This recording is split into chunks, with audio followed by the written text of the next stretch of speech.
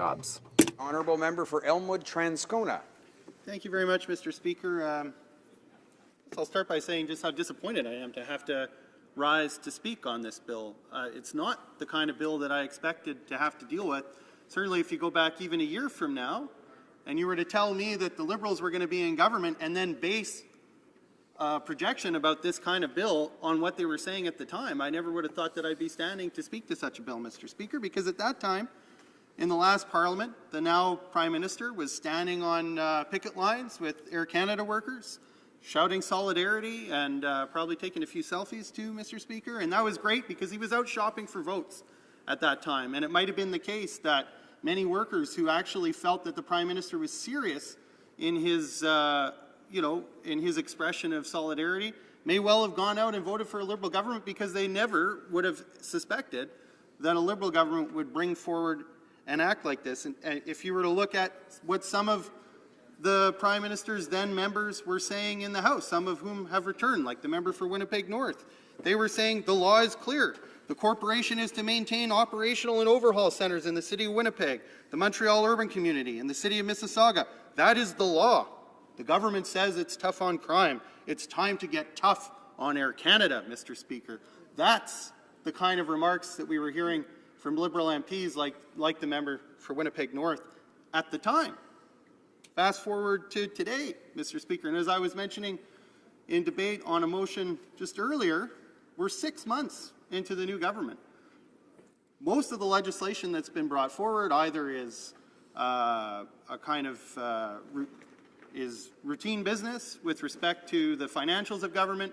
They're bills responding to Supreme Court decisions, usually with the court-imposed timeline, or they're a straight up and down repeal of certain measures brought in by the previous government that were explicit election commitments of the Liberal government. If you want to look for a bill that isn't that, really the only indication of the legislative spirit of the new government, if you will, Mr. Speaker, that goes beyond those things, the only indication of what they're going to be like for the next 4 years on issues that weren't foreseen in the election is this bill.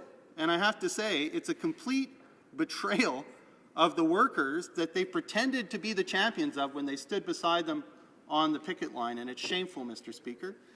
It's absolutely shameful. And it's a sign of the kind of cynicism and condescension, I think, that the Prime Minister must feel towards Canadian workers. Because I don't know how you could stand on a picket line with them and say that you're going to protect their jobs, that the government should, to shame the government of the day, Mr. Speaker, for not enforcing an act that in the end it was his intention to change when he came to government. I mean, that is a rhetorical sleight of hand, the likes of which I don't know that the previous government even was capable of. So if the campaign was righteous, oh, they should be enforcing the act, they should be enforced. We'll enforce the act. Yeah, right after you change it, to get rid of the very provisions that would protect the jobs and the very reason for which the workers would like to see it enforced, Mr. Speaker. So I just, I'm appalled, frankly. I am. And maybe having spent as much time around politics as I have, I shouldn't be surprised,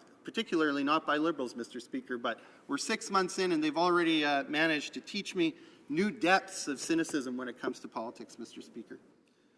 So they would have you believe, if it's a contest of narratives, as politics so often is, that there's this happy coincidence of factors, Mr. Speaker, that it just so happens, without any prodding or conversation between government and Air Canada, that Air Canada decided to buy some C-Series Bombardier jets.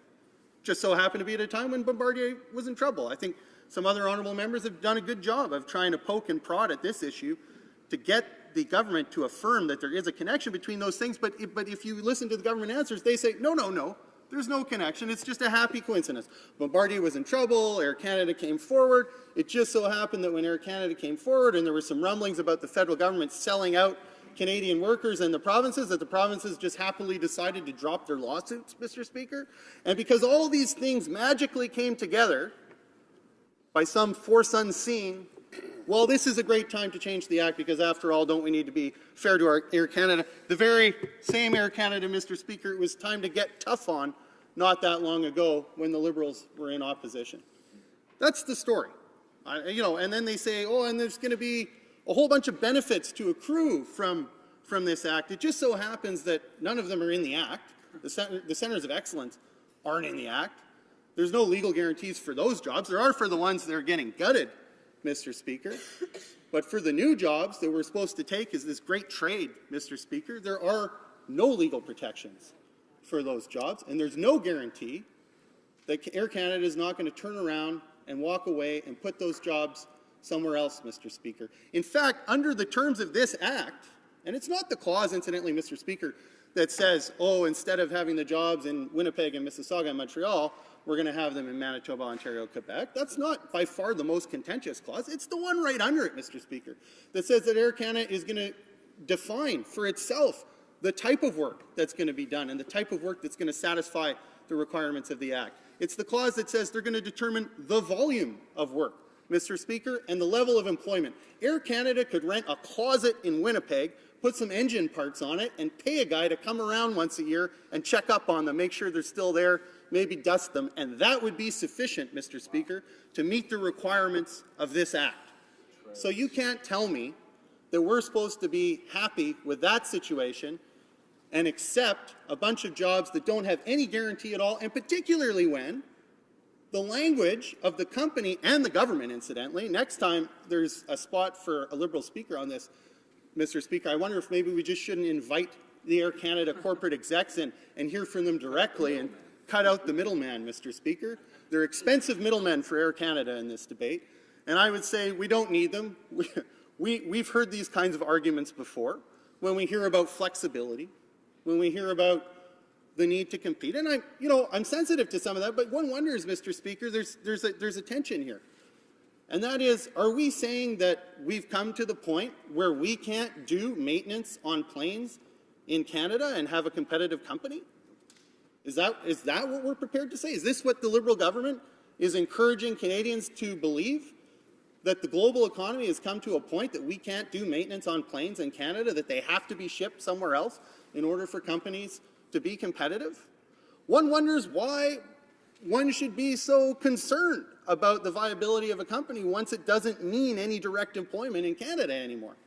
So we're giving up guarantees for these jobs because we need to be flexible and competitive. Well, that language means moving the jobs out of Canada, Mr. Speaker, and the government can't have its cake and eat it too. They can't say that this is all about creating jobs when the obvious logic, all of the jobs that they're talking about, frankly, Mr. Speaker, are completely consistent with the Act as it is. There is zero reason in order to establish those centres of excellence to change the Act, Mr. Speaker. So if this wasn't about exporting jobs, if this wasn't about sending jobs to Mexico or to someone was mentioning where some of those jobs went earlier, and the name is escaping me, Mr. Speaker. But if it wasn't about sending those jobs away, then why the changes to the Act? It doesn't make sense. So on the face of it, Mr. Speaker, this is what that is about. It's about taking good-paying Canadian jobs and moving them out of Canada. And the rest of it, the window dressing, Mr. Speaker, none of which is in the Act and none of which is legally enforceable, is all about giving a fig leaf to cover the government's cover the government in this, Mr. Speaker. That's what this is about. Well, yeah, and they need a big one because there's a lot that's ugly to cover, Mr. Speaker. There's nothing to say that a month later Air Canada, and I'm not saying there will, maybe it'll be 3 years, maybe it'll be 4 years, maybe it'll be 5 years. But there's nothing to prevent those jobs from being taken away. The Liberals knew that well when they were in opposition. They did. That's why they said the government should enforce the Act. They can't. I mean, they must realize that now there won't even be an Act to enforce, Mr. Speaker. Not in any meaningful sense, because Air Canada under the Act will have been given every right to define the scope of this work right out of Canada. So that's, I mean, it's the Liberal narrative on this, Mr. Speaker, is so contorted, it's just shocking. And I hope that Canadians will listen to this debate. They don't have to listen to a lot of it to understand what's really going on. I hope they're paying attention because what's going on here is completely unacceptable. Thank you. Very good.